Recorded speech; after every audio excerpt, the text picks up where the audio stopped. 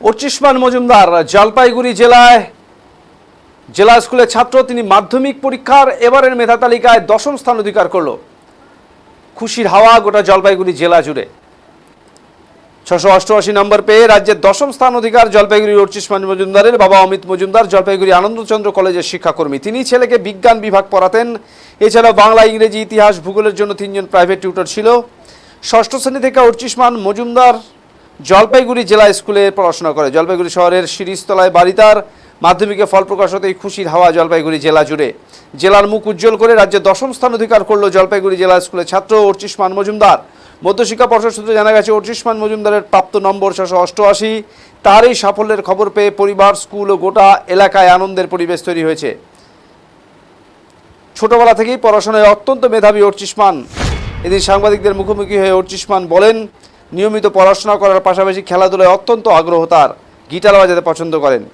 পাশাপাশি শিক্ষকদের পরামর্শ ও বাবা মায়ের সহযোগিতায় তার এই সাফল্য। অর্চিষ্মান মজুমদারের 10ম স্থান অধিকার করায় খুশির হাওয়া বইছে স্কুলেও। স্কুলের প্রধান শিক্ষক বলেন, অর্চিষ্মান বরাবরই অত্যন্ত শান্ত, ভদ্র ও পরিশ্রমী ছাত্র হিসেবে স্কুলে পরিচিত। তবে এত ভালো ফল করবে শিক্ষকরা তা ভাবতে পারেনি বলেই উল্লেখ করেন তিনি। সাফল্যতে বলবো যে আমি যে বর্তমানে আমার যে নম্বরটা আমি এই পরীক্ষাতে পেয়েছি, তো আমার সেটার পেছনে আমার মা, বাবা এবং ওই আমার যে দিদা বসে আছে তারও মানে এক্ষেত্রে ওই প্রচুর অবদান আছে। এছাড়া আমি তো আমার ওই দিদির কথা আগেই বলেছি, এবং ওই তাদের সকলের পাশাপাশি আমার যারা গৃহশিক্ষক তাদের অবদানও এক্ষেত্রে মানে সব থেকে বেশি।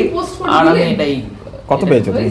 আমি সব মিলিয়ে পেয়েছি হচ্ছে এক্ষেত্রে ওই 688 পেয়েছি। কি হওয়ার ইচ্ছা রয়েছে তোমার? আমার হওয়ার ইচ্ছা হচ্ছে একজন ওই ডাক্তার হওয়ার ইচ্ছা আছে পরবর্তীকালে। ইচ্ছা কি পূরণ হবে আশা করছো? হ্যাঁ, দেখা যাক, ইচ্ছা তো পূরণ করতে হবে। আশা করি এই রেজাল্টে আশা করেছি। হ্যাঁ, এই রেজাল্টটা আশা করেছিলাম। বলবে এই সাফল্যতে তোমার?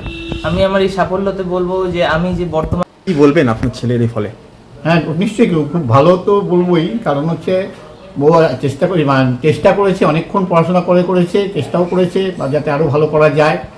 এই জন্য এখন কি বলবো, এটা নিয়ে নিজেই এখন কথা বলার ভাষা খুঁজে হারিয়ে ফেলেছি। তবে আমি বলবো যে আগামী দিনে আরও ভালো করুক।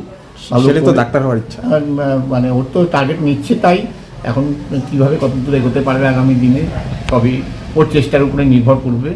ওর উজ্জ্বল ভবিষ্যৎ কামনা করি, এটাই। আর কি বলবেন আপনার ছেলের এই ফলে? আপাতত আর বলবো আমাদের পরে